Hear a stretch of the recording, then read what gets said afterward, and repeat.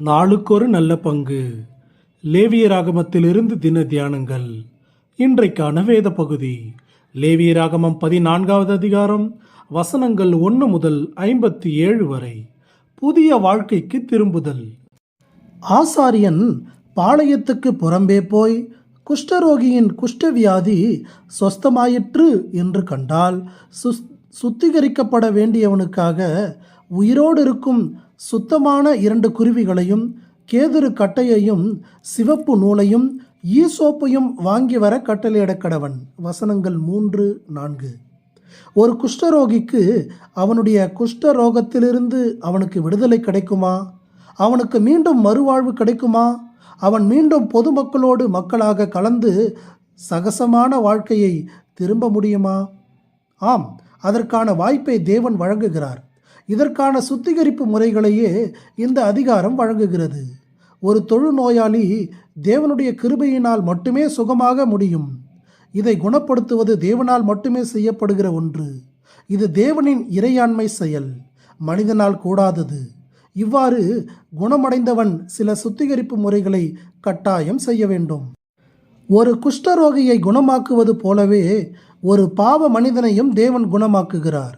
ஒரு விசுவாசியின் வாழ்க்கையிலும் இதுவே நிகழ்கிறது. குணமடைந்தவர் தேவனுடைய நோக்கத்தையும் அவருடைய தன்மையையும் அறிந்து கொள்வதற்கு இந்த சுத்திகரிப்பு முறைகள் வாய்ப்பை ஏற்படுத்தி கொடுக்கின்றன. ஒருவனுடைய உள்ளார்ந்த சுத்திகரிப்பு அவனுடைய வெளிப்புற வாழ்க்கையிலும் செயல்களிலும் பிரதிபலிக்க வேண்டும் என்று அவர் விரும்புகிறார்.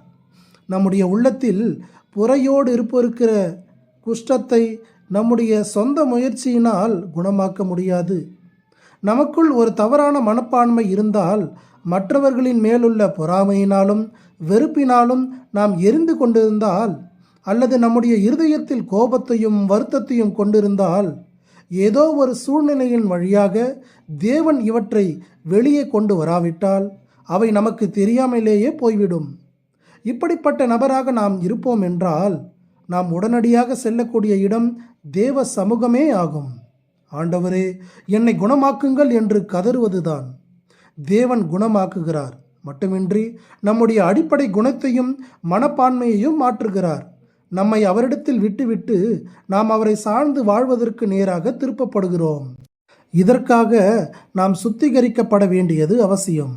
ஒரு குஷ்டரோகி சாதாரண நடைமுறை வாழ்வுக்கு திரும்பி வருவதற்கு அடிப்படையாக இருப்பது பறவையின் இரத்தத்தின் மூலமாக வழங்கப்படும் சுத்திகரிப்பு ஆகும்.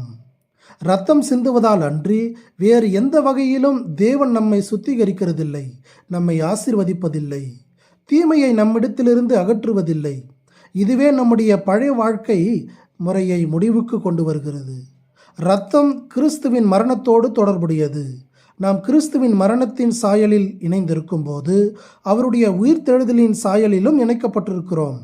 இப்பொழுது தீமையிலிருந்து விடுவிக்கப்பட்டு மாற்றம் பெற்ற ஒரு மனிதனாக தேவன் நம்மை காண விரும்புகிறார்.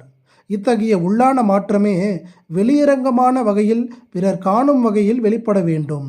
இதுவே மாற்றம் பெற்ற புதிய வாழ்வுக்கான தொடக்கம்.